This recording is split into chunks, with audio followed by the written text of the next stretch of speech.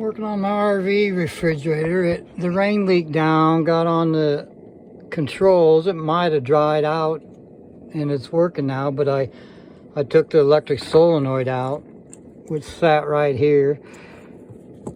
And I bought this control off Amazon. It's a pilot control thermocouple. So if the flame goes out, it'll shut the gas off. So it's safer now. It's got a knob. You push it just like lighting a pilot light.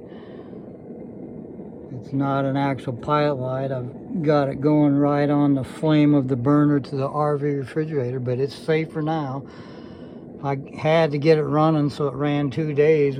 If the pilot went out, the gas would leak, but as a plumber, I felt okay with it. My refrigerator is up and running with the new safety control. Do not try this at home.